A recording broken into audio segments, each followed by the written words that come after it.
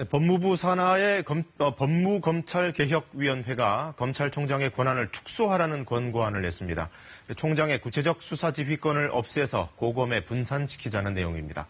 또 검찰총장을 현직 검사 중에서만 임명하던 관행도 바꾸자고 권고했습니다. 김진우 기자의 보도입니다.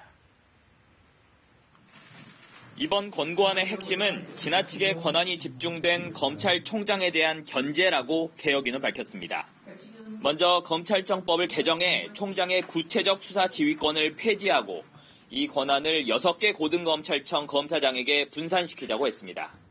검찰총장이 지금 전국의 모든 2,200여 명의 검사님들의 수사를 다 지휘를 할 수가 있습니다. 세계 형사사법 절차가 구축된 국가들에서 보기 드문 비정상적인 상황이고요.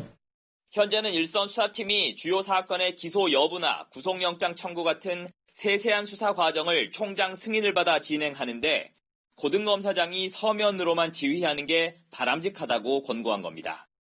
대신 최근 논란이 된 법무부 장관의 수사 지휘권은 사전에 고등검사장의 서면 의견을 받고 구체적 사건에 대한 불기소 지휘는 원칙적으로 금지하자고 했습니다.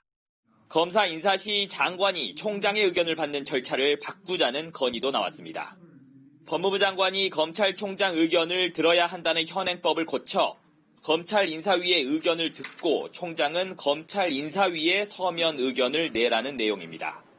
올해 1월 인사에서는 추 장관이 검찰인사위 개최 직전에서야 윤 총장을 법무부로 부르면서 이른바 총장 패싱 인사 논란이 일기도 했습니다.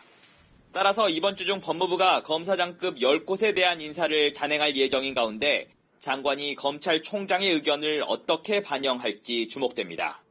한편 개혁위는 검찰총장을 현직 검사에서만 임명하는 관행을 바꿔 판사, 변호사, 여성 등 다양한 후보 중에서 임명할 것도 권고했습니다.